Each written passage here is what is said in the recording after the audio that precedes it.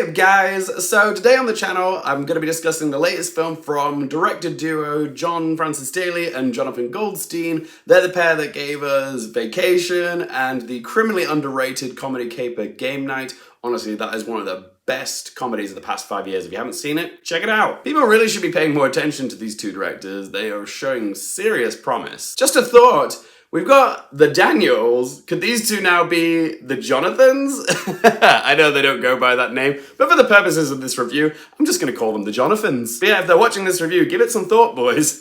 Like Game Night, their latest film is also keeping in the theme of games, and they've gone with an adaptation of the beloved tabletop role-playing game Dungeons & Dragons: Honor Among Thieves. As someone who has literally never witnessed a game of D&D in his life, I had no idea what to expect with this film. I have heard of Dungeons & Dragons, through geek culture and pop culture, there's episodes of TV where it's used, like in Stranger Things and Futurama and The Big Bang Theory.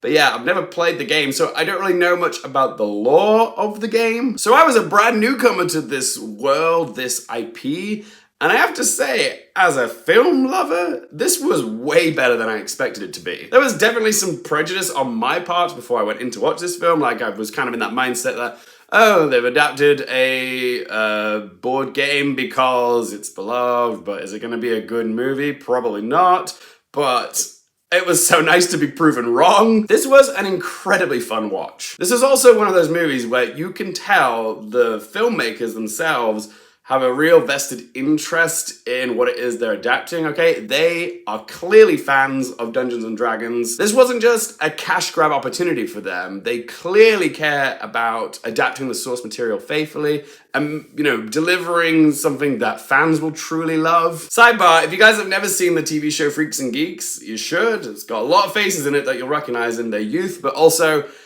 John Francis Daly was an actor before he was a director, and he played one of the geeks in it, Sam, who was a Dungeons & Dragons fan. And I wonder if that was the start of him falling in love with Dungeons & Dragons, and here he is all these years later, making a movie about D&D. I even think Gary Gygax would be a fan of what the Jonathans have delivered here. The story follows a charismatic harper, or thief, if you will, called Edgin, who's played by Chris Pine, as he assembles a team of merry misfits, which includes Michelle Rodriguez's warrior Holger, Justice Smith's rookie wizard Simon, and Sophia Lillis's shape-shifting creature Doric, as they embark on this epic quest to rescue Edgin's daughter Kira, who's played by Chloe Coleman, from Edgin's former friend Forg, played with gleeful smarminess by Hugh Grant, who has turned Kira against her father and is now the Lord of Neverwinter. So yeah, you've got this group of unlikely scoundrels forming a team, getting together to rescue the girl. It's a pretty straightforward plot, but the Jonathans do an impeccable job of world building. All the characters do get some backstory. Granted, there is a lot of exposition in this film, but it's executed with such playful enthusiasm, kind of like you would expect a hardcore dungeon master to describe the world that they've created from their imagination. And I guess that's why this film really surprised me, because it is a family film, but it never felt too kiddie. It has its darker moments, there are a few scares, and some of the humor is a little bit more risque than what we're used to these days. This might seem like a very strange comparison, because I'm very aware that these are two totally different genres of films, but the film that it weirdly reminded me of while I was watching it was Galaxy Quest. Because first of all, it really feels like a film that's made by fans, for fans. And also, like Galaxy Quest, Dungeons & Dragons has this carefree, childlike spirit, but there's an adult sensibility present throughout. That balance isn't easy to pull off, and it's rare to see it in movies of today. It kind of feels like a bygone product of movies from the 80s and 90s, films like The Princess Bride, Goonies, and Neverending Story. They all have this sort of, atmosphere, and it's kind of been lost to time, but the Jonathans have kind of brought it back with Dungeons & Dragons. And like all those films that I just mentioned, what separates Dungeons & Dragons from the slew of family films that we get these days is its emphasis on old school practicality. Yes, there's plenty of CGI in here, but it never feels like you know, a Marvel CGI schlockfest where all the film is pretty much filmed on a green screen. With this film, CGI is only used when it's absolutely needed. In Dungeons and Dragons, there are tangible production values, like real sets. It's also shot on location around the world in places like Ireland and Iceland. The props and costumes feel otherworldly, but also real. And instead of using CGI creature characters, which is probably, you know, the faster and cheaper option these days,